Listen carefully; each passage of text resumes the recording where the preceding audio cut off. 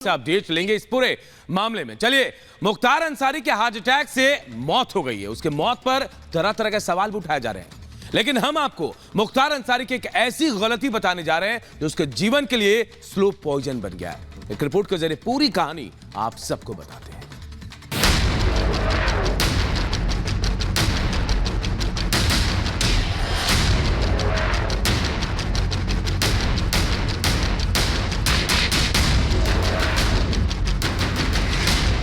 Mafia Mukhtar Ansari की heart attack से मौत हो चुकी है, लेकिन उसके आतंक और दहशत की दास्तां अभी तक जिंदा है। दहशत की इन्हीं दास्तानों में से एक कृष्णानंद हत्याकांड है, जिससे पूर्वांचल सहित पूरा यूपी हिल गया था। मुख्तार ने जब कृष्णानंद राय की हत्या करवाई तो उसने सोचा भी नहीं होगा कि ये केस उसकी जिंदगी के लिए स्लो पॉइजन बन जाएगा, लेकिन अब स्लो पॉइजन अपना काम कर चुका है। पूर्वांचल के माफिया डॉन मुख्तार अंसारी की बांदा जेल में हार्ट अटैक से मौत हो गई। वैसे तो मुख्तार अंसारी पर 60 से भी ज्यादा मुकदमे दर्ज थे, लेकिन सबसे ज्यादा चर्चित हत्याकांड था कृष्णानंद राय हत्याकांड। जी हाँ, बीजेपी विधायक कृष्णानंद राय की इसी इलाके में, जहां मेरी मौजूदगी है, इसी इलाके में गोलियों से भूनकर 2005 में उनकी हत्या कर दी गई थी। कृष्णानंद राय के साथ उस वक्त 6 लोग और भी मौजूद थे, जिनकी मौके पर ही मौत हो गई, यानी कि वो भी इस वारदात में मारे गए। कृष्णानंद राय की हत्या जिस जगह पर हुई थी, उस जगह पर बने स्मारक पर मृतक परिवार के लोगों ने आकर जश्न मनाया। पीड़ित परिवार के लोगों का कहना है कि 19 सालों बाद आज उन्हें इंसाफ मिला है। मुख्तार के जुल्म को याद कर उन लोगों का दर्द झलक जाता है।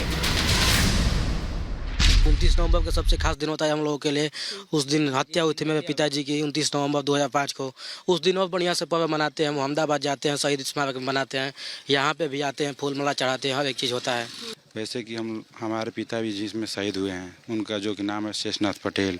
ठीक, आज हम लोग बहुत खुश हैं। आज हम लोग के लिए बहुत दिवाली का दिन है। इतना खुश लाइफ में पहली बार हैं।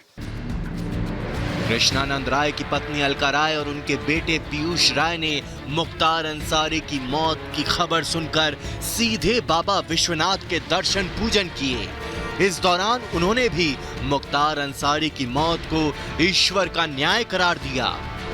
बाबा की आशीर्वाद है, जय आज मैं हमेशा बाबा के दरबार में न्याय के लिए करती थी। आज न्याय मिला है हमको। हम लोग इस घटना के बाद नहीं मना पाते थे, आज हमको लगा कि नहीं, हमारे लिए आज का दिन होली का ही दिन है।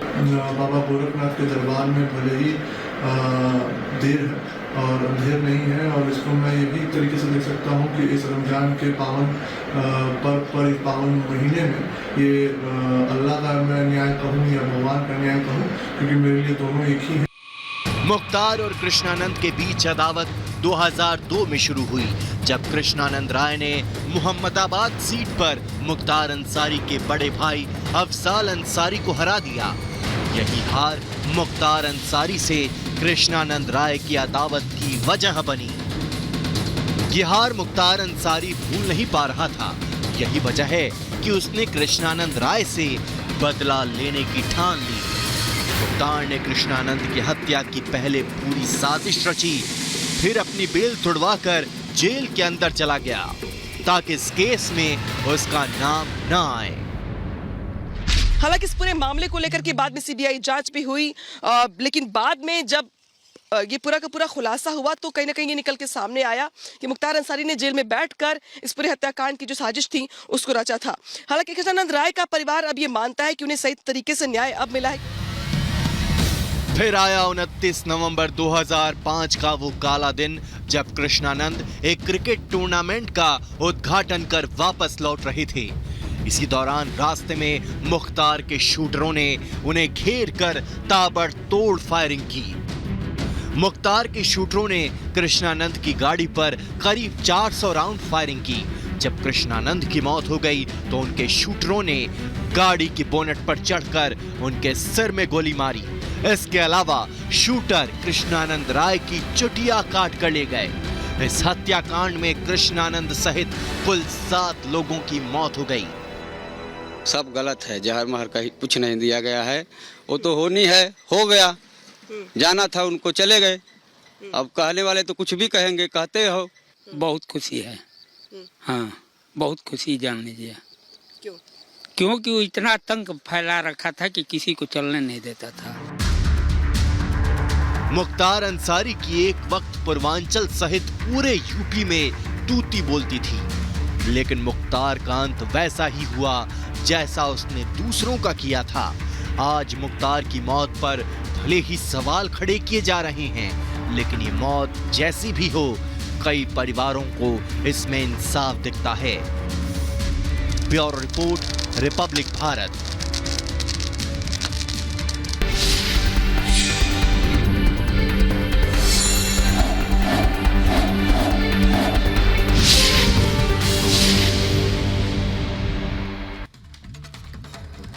तो चलिए अब बात करते हैं लोकसभा चुनाव 2024 की, जिससे पहले सियासी माहौल गर्मा गया है और राजनीतिक दलों में उथल पुथल जारी है और सबसे ज्यादा भगदड़ मची है देश की सबसे पुरानी पार्टी कांग्रेस में, जहां एक एक करके कांग्रेस के पुराने साथी दामन छोड़कर बीजेपी में शामिल हो रहे हैं और महाराष्ट्र में भी कुछ ऐसा ही देखा जा रहा है। एक एक करके बड़े नेता बीजेपी में शामिल हो रहे हैं और अब बारी है पूर्व गृह मंत्री शिवराज पाटिल की बहू अर्चना पाटिल की, जिनके बीजेपी में शामिल होने की संभावना है। देखिए रिपोर्ट। मेरे पास ऑप्शंस हैं, अब वो कौन सा ऑप्शन लेना है वो एक हफ्ते के बाद हम तय करेंगे। ये तो दिखावे के लिए इकट्ठे एक मंच पर ठगबंधन किया है। भारत जोड़ो यात्रा के जरिए कांग्रेस पार्टी देश को जोड़ने निकली थी, लेकिन इस मुहिम से पहले ही पार्टी खंड खंड होती नजर आ रही है। एक एक कर कांग्रेस के सभी वफादार और पुराने साथी अलग हो रहे हैं।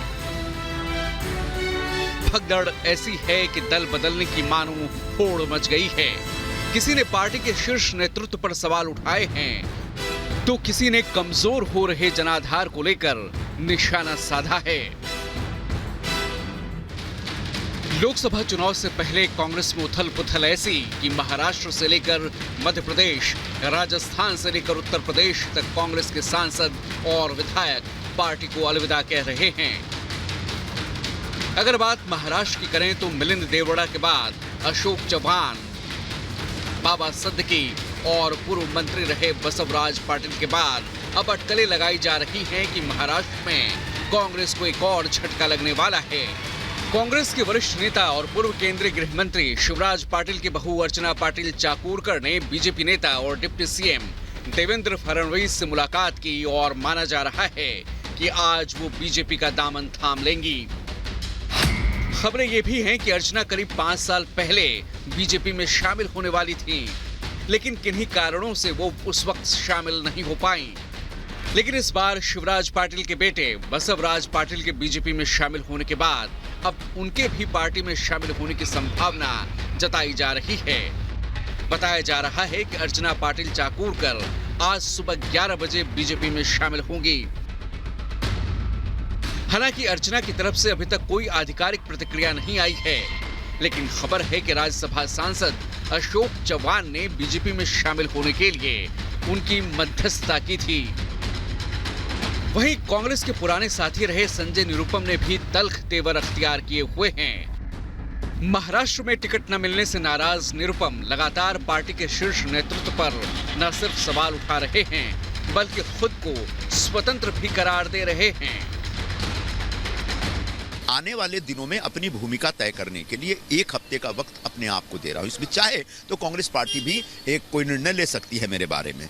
मतलब मेरे पास ऑप्शंस हैं, अब वो कौन सा ऑप्शन लेना है वो एक हफ्ते के बाद हम तय करेंगे। अभी तो 1-2 दिन गुजरा है, 1-2 दिन के बाद आने वाले दिनों में हम तय करके बताएंगे। मैं उम्मीद करता हूँ कि वो लोग सामने से फोन कर, हम लोग बहुत बार मैसेज देते हैं, बात करना चाहते हैं, तो कोई बहुत अच्छा एक पॉजिटिव रिस्पॉन्स नहीं आता।